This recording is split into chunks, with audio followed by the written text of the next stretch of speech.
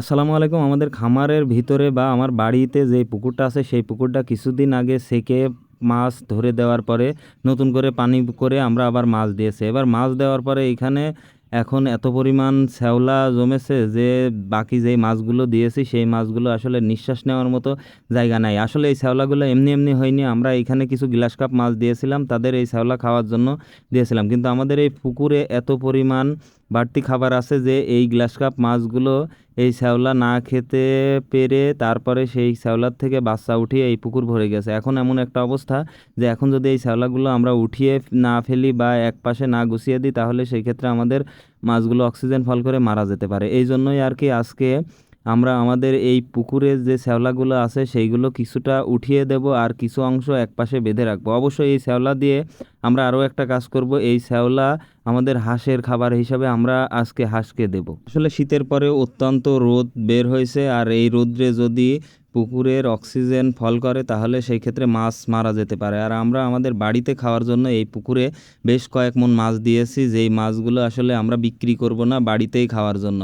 আর এই পুকুরের এই শ্যাওলাগুলো আমরা যদি এক পাশে গুছিয়ে রাখি তাহলে আমাদের হাঁসকে প্রতিদিন 1 থেকে 2 বস্তা করে উঠিয়ে দিতে পারবো। বা আমরা যদি মনে করতাম যে এই শ্যাওলাগুলো বাইরে কাউকে দিয়ে দেবো তাহলে অনায়াসেই নিয়ে যেতে পারতো, কারণ আমরা আমাদের এই পুকুরের শ্যাওলা যখন প্রথম অবস্থায় দিই সেইটা আমরা কিনেই দিয়েছিলাম। আর এই শ্যাওলার পাশাপাশি আমাদের পুকুরের পাশে যে কলা গাছ আছে, কয়েকটা কলা গাছও আসলে কয়েকদিন আগে বৃষ্টি হয়েছে, সেই বৃষ্টির পানিতে ভারে পড়ে গেছে, সেই কলা গাছগুলোও পরিষ্কার করে দেব এবং কিছু গাছপালাও জন্মে আছে এবং ডালপালা পড়ে আছে সেগুলোও পরিষ্কার করে দিয়ে তারপরে শ্যাওলাগুলো আমরা কলা সূত্রা দিয়ে এক পাশে বেঁধে রাখবো এবং কিছুটা শ্যাওলা উঠায়ে আজকে আমাদের হাঁসকে দেব। আমরা আগে থেকেই জানি যে হাঁস এই শ্যাওলা খুবই পছন্দ করে, যে এরকম কচুরিপানা খায় হাঁস তার থেকে বেশি পরিমাণ শ্যাওলা খায়, কারণ শ্যাওলা আকারে ছোট এবং তাদের খেতে সুবিধা হয়। আমরা আসলে চাইলে একদিনে এই শ্যাওলাগুলো উঠিয়ে ফেলতে পারতাম।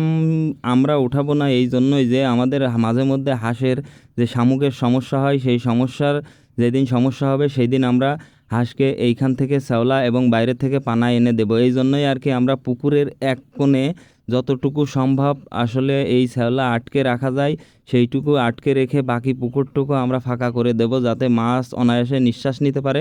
এবং কিছু কিছু শ্যাওলা ফাঁকা হয়ে থাকলে সেইখানে যে গ্লাস কাপ বা জাপানি পুঁটিগুলো আছে তারা খেয়ে নেবে। অনেকেই ভাবতে পারেন যে আমি হাঁসকে শ্যাওলা বা পানা, কলমি শাক এই সবুজ জাতীয় খাবার খাওয়ালে হাঁসের ঠান্ডা বা অন্যান্য সমস্যা হয় কি না। আসলে এই খাবারগুলো একটু প্রাকৃতিক খাবার, যেগুলো আসলে হাঁসের শরীর এবং স্বাস্থ্যের জন্য খুবই উপকারী। আর এই খাবারগুলো খাওয়ালে আমার খাদ্যর খরচও কমে। আর সবথেকে বড় কথা হলে এই খাবারের একটা নির্দিষ্ট পরিমাণ আছে, বেশি পরিমাণ খাওয়ালে একটু সমস্যা হতে পারে। তো সবাই এই খাবার খাওয়ানোর আগে একটু পরিমাণ মতো খাওয়াবেন, আমাদের জন্য দোয়া করবেন। আসসালামু আলাইকুম রহমতুল্লাহি ওয়া বারাকাতুহু।